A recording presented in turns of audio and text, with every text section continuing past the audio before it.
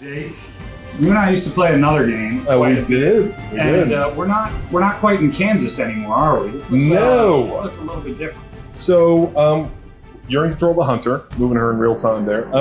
You're at the Abbey, which is an entirely new superhero headquarters that we created with Marvel. Every cool superhero team has to have a cool superhero headquarters. This is ours. We're just showing the exterior. We're going to show more of the Abbey at the end of this mission. Today, we're really showing off combat. So we've got a couple of our squad mates here. We're going to head into combat. This is our hunter. We've talked about how customizable they are. They can look very different from this. We're walking by one of the other characters on the team, Magik, my personal favorite character in the Midnight Suns. You know, it also was incredibly important to us and the team to have a base that reflected something like we all knew and loved when we were kids with Marvel. Yeah. Avengers Tower, X-Men, and the X-Mansion. Now having your own base is such a staple that I think you need to do in a Marvel game. It's something that hasn't been done before. You now have your own. Yes, and ours, that's a big part of the game, is how it comes alive, how you live with these heroes. And we'll talk about that in a little bit. And so now what we've done is crossed over into this sort of interdimensional space we call Limbo. So Magik opens portals, you walk through Limbo, and you get to your next mission. And that's kind of one of her powers, and she can display this stuff in combat as well. Awesome. So we're going to just dive right into combat then? Yes. All right, We're going to play some combat. We are going to play some combat. And again, you know, we are a tactics team through and through. I'm so proud of the designers we have here and the folks that work with Jake and the creative systems designers. But we've made something that you have not quite seen before when it comes to a tactics game. There's so much when it comes to the visual element of this, characters and how they're going to move and the superhero flair that you're going to see. But first, we wanted to slow down before we start playing this thing fast. Let's talk about what the mechanics are Let's talk about the abilities, right? Because, as you may have heard, the hero's abilities, they're dealt to you at the start of combat, and like a hand of cards. Cards? Yeah. A timeless game mechanic, by the way, right? What could be controversial about cards? Nothing, I assume. However, in case it is, I would understand why people would say, what? That's very different from anything we've done before. It doesn't actually, I want to make sure that people understand it doesn't play that different than things we've done before. But as Garth is playing, I'm going to explain how this whole system works. And the idea is that every character has their own abilities that the player is in charge of. So they can assign whatever abilities they want to Blade, to Doctor Strange, to the Hunter. They bring all those abilities into combat, and there aren't that many of them, so you're going to see all those abilities come up. But they're dealt to you as a hand of cards. And there's some really cool card categories too, right? Yes. So there's 3 different types of abilities that are really important. There's an attack, which Garth just did there. One of the benefits of abilities, treating them as a card, is we can put like really interesting effects on them. So we have tons of them. It's another benefit is we can make so many different abilities. We can give them interesting effects. One is an attack, which Garth showed off there with Blade. The next is a skill, which he just used with Doctor Strange. And that is the sort of thing that is a little more, could buff your allies, could be defensive. There are different ways to use it. But ultimately, the important thing is that by playing attacks, by playing skills, you're building up a resource that we call heroism. You can see this in the bottom right. What's that? Yeah, it's a simple, the game all rotates around heroism, right? And so you build up heroism and you use that to then use the third type of ability, which is called heroic. They are your most powerful attacks. They can have devastating impacts on the enemies, and that's what we're working towards right here. Now, I have a few other plays. Before I use Doctor Strange's heroic, I'm going to use one of the Hunter's attacks to build up more heroism, which will make the heroic stronger. So right now, the Hunter's in a great position to fire off this ability. Yeah, knock an enemy into another enemy. But you can also discreetly move your characters around the battlefield, and you'll have to be able to use different abilities or different effects in the environment. So now we're going to trigger. Sorry. Oh no, you're fine. I was going to say, like, it seems like you have a lot of flexibility and freedom how you choose to play, like with your heroes. Yeah, you do. I mean, the idea is that the game is meant to move pretty fast. It's still very deep. I love that ability. That right. He just KO'd that person. By the way, he buried an axe in their head, and then they just were knocked gentle KO. We'll be okay. Knocked out. Right? After a few hours. Yeah, it's fine. But also, I mean, you saw that heroic ability. Our art team and our content team and all the disciplines that have worked on it, they have created these abilities that are in your face, incredibly satisfying to watch over and over. And the payoff. Yeah, they've really pushed the presentation of the abilities, and it's amazing to see. There are a lot of deep elements to combat here, and part of that is how different the heroes play. So we have a number of different abilities here, and in fact, actually, Garth, you can talk about what you're about to do here. Yeah, we're going to use a special skill from the Hunter, which is going to chain on and allow us to use a very, very powerful card in our deck. So Inspire allows you to play heroic or a card that costs heroism for free. So that's what we're going to do with Hunter, and that's going to lead into this powerful ability. Yeah, and so the hero combo, again, a big attack. The way that you unlock these abilities is actually through the Abbey. So we talk about how the relationships that you have with these heroes, and this, it's very awesome and very powerful.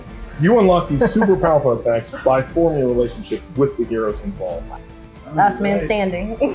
Oh, here we go. Ooh, Blade. Gotta go with Blade. I mean, of course. So again, that's an encounter. You know, they play very, very fast. Why is it that for every one of these sites we take out, it seems like 2 more appear in their place? Patience. Hydra certainly lives up to their name. I've hunted an actual Hydra. That was easier. Easier than this. I live up to my name, too. Hell of a price Crossbones put on your head, Runt. Too bad he never said it had to stay attached to your body. Well, too bad for you. Big words for a dead man. You got one thing right today, Sabretooth. Heads are definitely about to roll. Oh, look. Another mangy stray.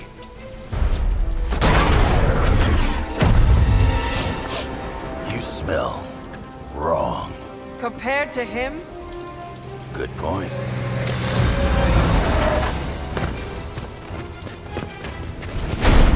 Now I get to kill 2 runts with 1 claw.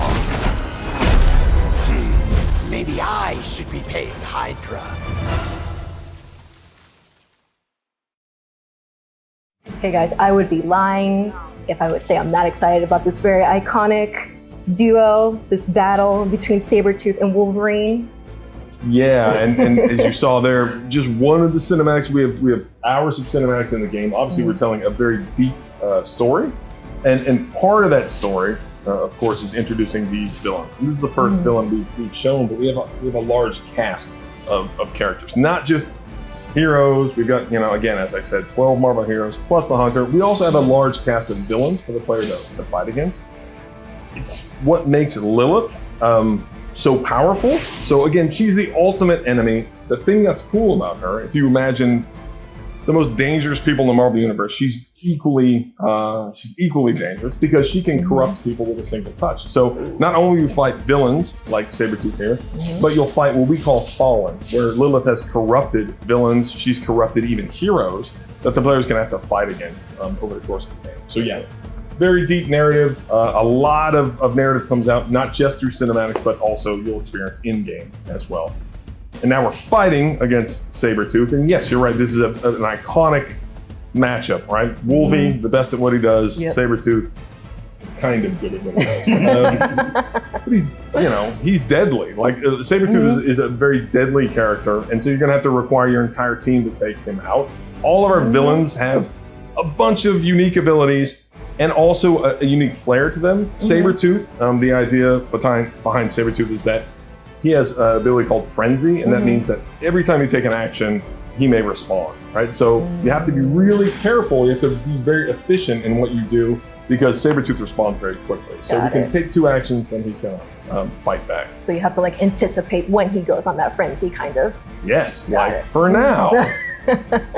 But yeah, I mean, I love Sabretooth, we've introduced, here we're introducing Wolverine for the first time. This is where you meet him. This is pretty far into the game, probably. I mean, actually, this game's very long, so not that far, but this is a good 10, 12 hours into the game. When you meet Wolverine and you unlock him. So there are characters you unlock through play. This is the moment when you sort of meet Wolverine for the first time. And so again, Wolverine, a completely different play style, completely unique set of abilities. Can you go into his abilities a little bit more? Like what makes him so unique and different from the other characters? Yeah, so if you think about Wolverine, he's very savage. He has the ability to attack multiple targets. So he has what we call chain. He has a lot of ability that chain to multiple targets.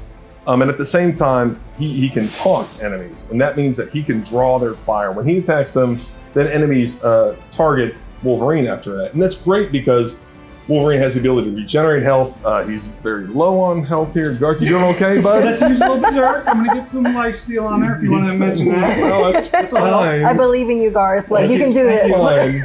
As you can see, Sabretooth, huge health bar. Heavy hitter. Definitely heavy hitter. Definitely a heavy hitter. And so that's good. Wolverine has got some lifesteal going on and sent that guy to the moon. But yeah, this is the problem with Sabretooth, right? Is that he just doesn't stop. And this matches how he is in the comics as well. Like, Sabretooth doesn't stop, Yep. So you have to always kind of be on your toes here. All right. What are we doing, Garth? Like We got him. we got him? Okay, all right. Okay. I'm actually going to You can position yourself, use the environment. Okay. Right. One thing that's worth pointing out is that as you move, you can continue to move until you use an ability, right? And so you can position yourself just perfectly. Until you use an ability, you can continue to move around the map. And the movement balance is one of my favorite parts as movement. If you play tactics, you know how critical it is. But it's this wonderful balance of you can choose to play more methodically and find that single precise movement position to take advantage of the enemies, but it's not every single turn, every single action you make that decision. Can't heal. Have to keep going.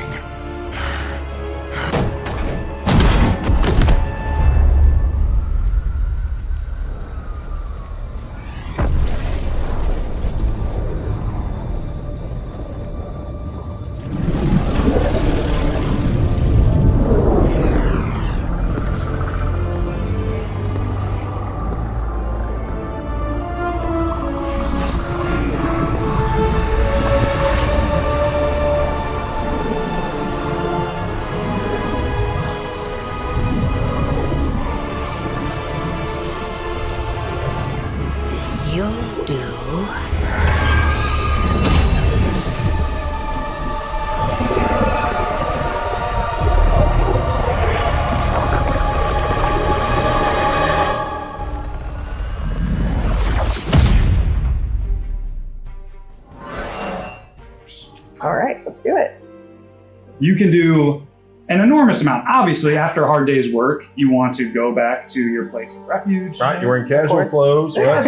Many outfits. We actually have a lot of outfits that. And look at this room. It looks like some decorating could be done. Can you do decorating? Joan, yeah, you gotta update the room, and yeah, there's ways to update not just the character, the room as well.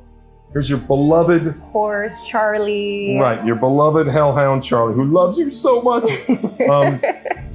You can, of course, pet the dog, and there's a lot of benefits to that as well. Are we going to be able to explore that a little bit more? We are, and in fact, what's happening right now is the hunter walking onto the common room after combat.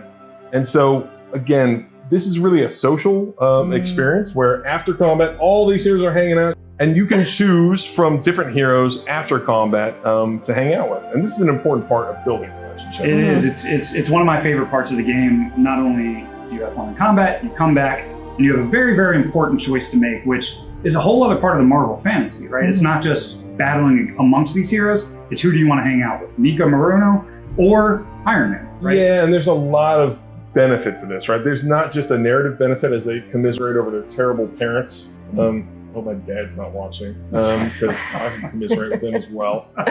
But yeah, then in addition to hanging out with heroes, you obviously get to have a deeper experience talking to different characters around the Abbey.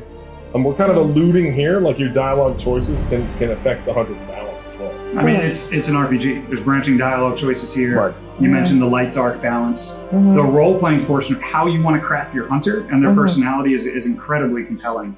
And you'll be able to do that in spades in the Abbey.